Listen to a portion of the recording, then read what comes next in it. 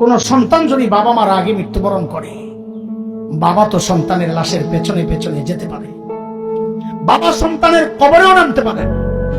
বলে কেন, বাবার কলিজায় কি মায়া দয়া নাই? আছে।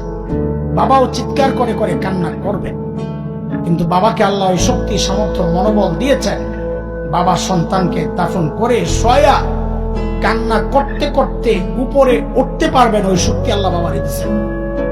কিন্তু কোন মায়ের জন্য সন্তানের লাশের পেছনে যাওয়া চলবে না, কোন মায়ের জন্য সন্তানের কবরে নামা চলবে না।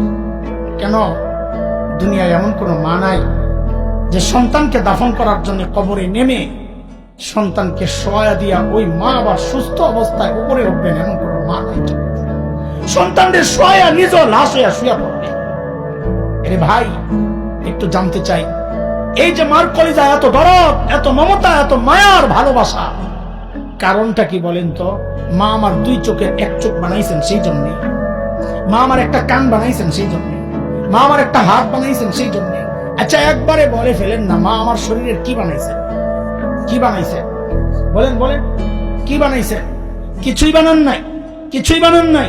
তারপরেও মার কলিজা এত দরদ, মা আমার কিচ্ছু বানান নাই, অল্প কয়দিন ভাড়াটিয়ার মতো আমার পেটে জায়গা দিয়েছেন, হওয়ার পর লালন পালন করেছেন, কিচ্ছু বানান নাই। তাতেই মার কলিজা এত দরদ আর মায়ার মমতার ভালোবাসা, কিচ্ছু বানান নাই। তারপরেও তাইলে যে আল্লাহ আমার চোখ বানাইছেন, আল্লাহর কত,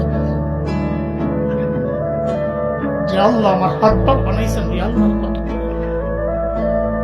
যে আল্লাহ আমার এত এত নিয়ামত দিয়া বাঁচায় রাখছেন, আল্লাহর কত নয়।